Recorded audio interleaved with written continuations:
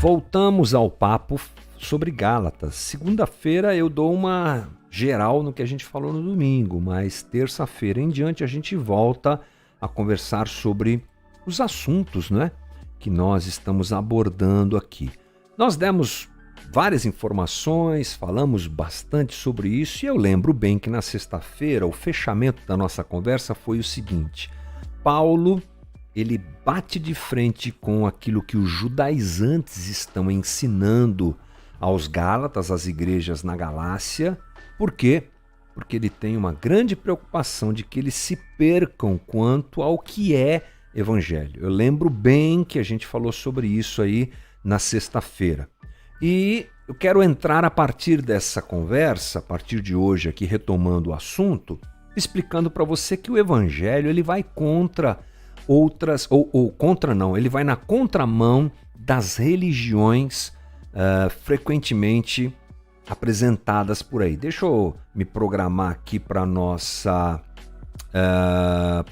transição aqui, que é essa aqui. Bom, eu coloquei na tela para você aqui uma definição sobre religião, feita por Otto Maduro, que é um sociólogo venezuelano. Essas definições servem para nós entendermos em uma frase só alguma coisa que nós estamos querendo entender, né? Elas sintetizam, às vezes, grandes valores, grandes pensamentos, extensos pensamentos de uma forma única. E o Otto Maduro fez muito bem dizendo o seguinte, que religião é o conjunto de discursos e práticas referentes a seres anteriores ou superiores ao ambiente natural e social, em relação aos quais os fiéis desenvolvem uma relação de dependência e obrigação. Vamos tentar melhorar essa explicação aqui sobre o que o Otto Maduro está falando. Ele está dizendo aqui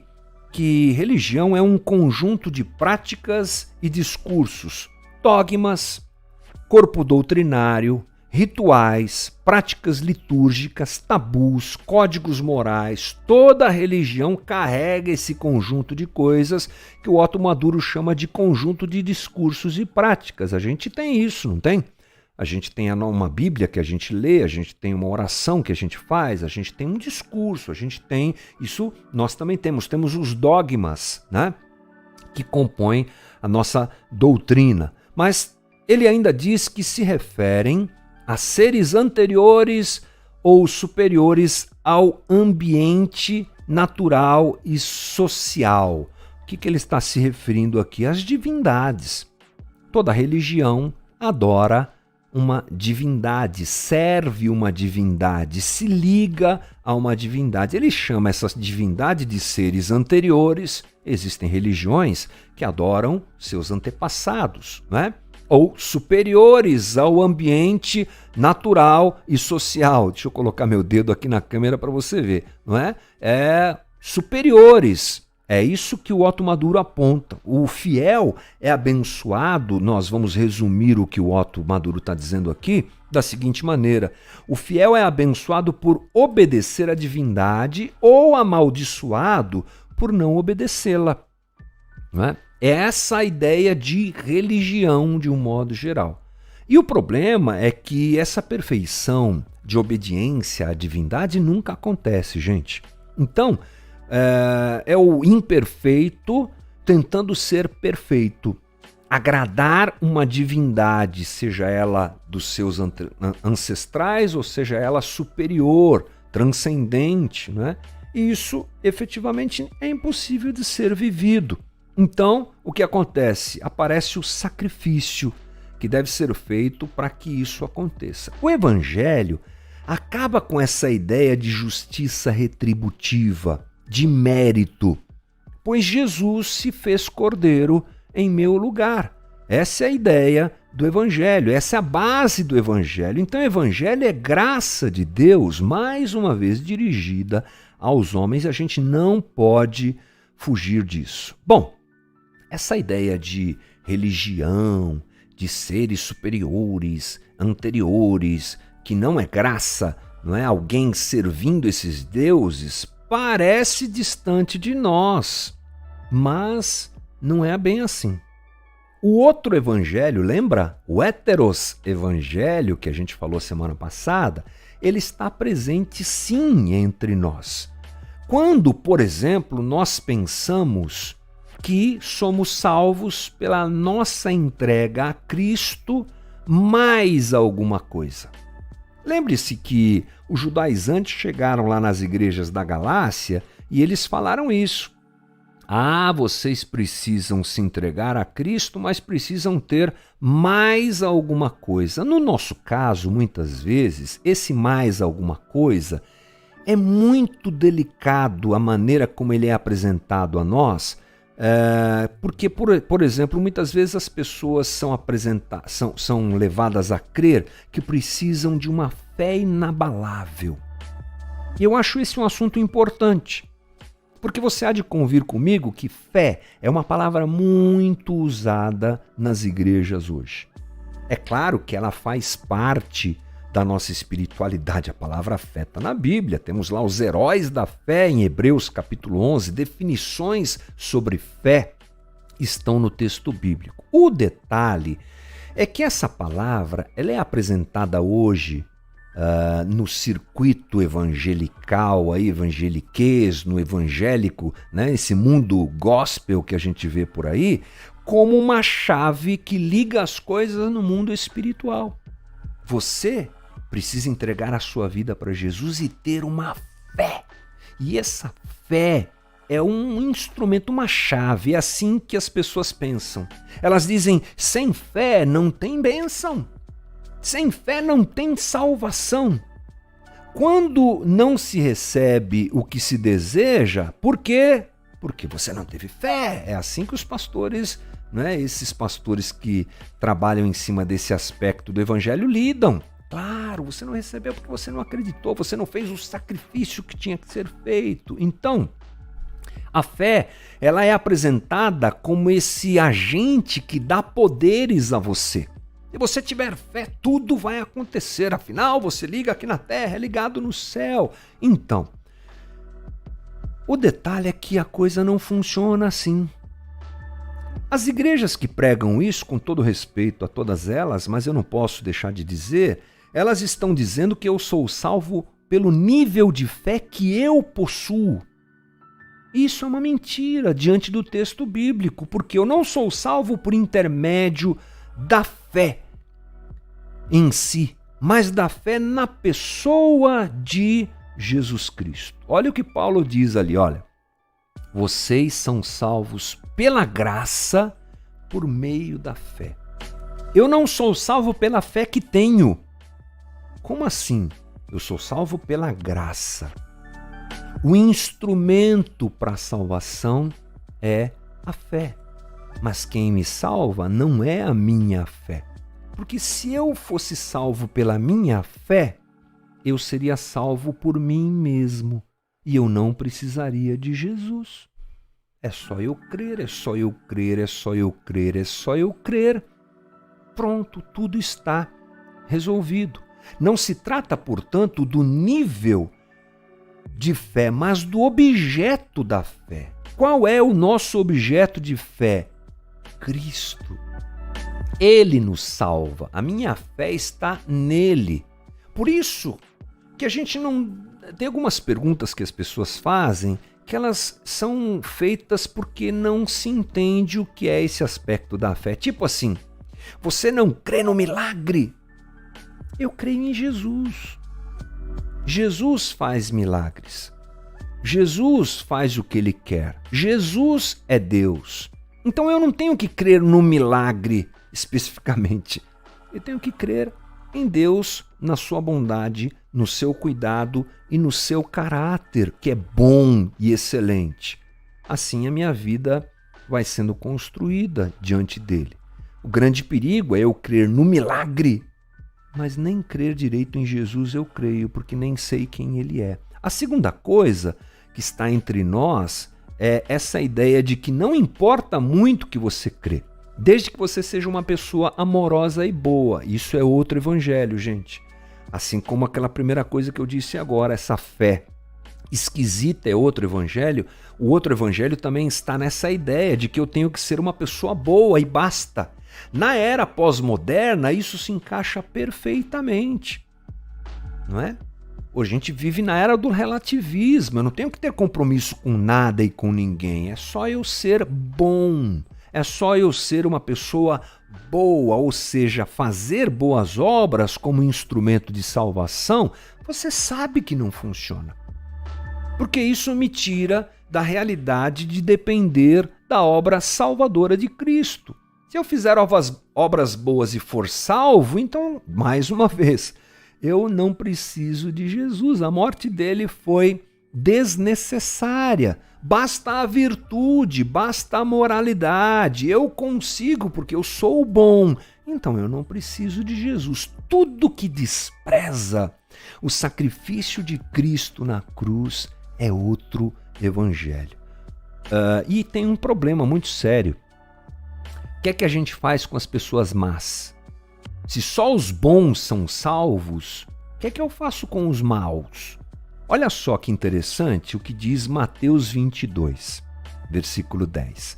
Então os servos saíram para as ruas e reuniram todas as pessoas que puderam encontrar, gente boa e gente má. E a sala do banquete de casamento ficou cheia de convidados.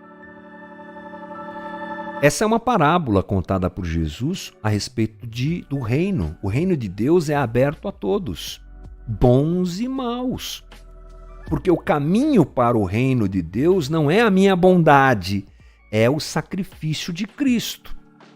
Quando eu penso que o caminho do evangelho é só para os bons, esse é um jeito de pensar num evangelho exclusivo e não inclusivo, que exclui e que seleciona pessoas. Ah, você é bom, então vem. Ah, você não, você é mau. Você não, você assalta, você fala mal dos outros, você não merece o reino. Como assim? Ninguém merece o reino.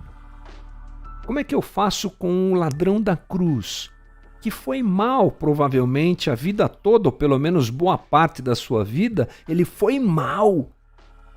E ele conversa com Jesus e Jesus lhe garante entrada no reino dos céus.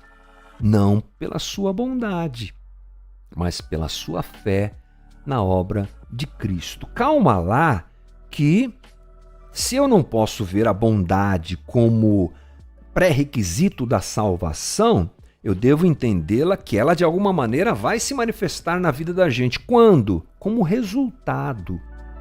Como resultado. A gente falou há pouco tempo atrás aqui sobre Zaqueu, né? Lembra? Não sei qual foi a conversa aqui, mas agora me veio a ideia de que Zaqueu, ele primeiro é salvo, porque Jesus vai à sua casa e ele reconhece Jesus como Senhor e Salvador e imediatamente ele começa a mudar de vida. Isso, aí sim. Então eu não tenho que ser bom para ser salvo. Eu me torno bom porque sou salvo. E esse me torno bom é bem cheio de aspas, né? Eu faço bem, eu retribuo de alguma forma vivendo como Cristo quer que eu viva. Primeiro passo ao evangelho é a percepção de que nós não somos bons coisa nenhuma e que nós não podemos coisa nenhuma. Paulo deixa isso claro. Romanos 7. Não entendo a mim mesmo, pois quero fazer o que é certo, mas não o faço. Em vez disso, faço aquilo que odeio. Mas, se eu sei que o que é bom é que o que faço é errado, isso mostra que concordo que a lei é boa. Portanto, não sou eu quem faz o que é errado, mas o pecado que habita em mim. Eu sei que em mim, isso é na minha natureza humana, não há nada de bom, pois quero fazer o que é certo, mas não consigo. Quero fazer o bem, mas não faço. Não faço o que quero.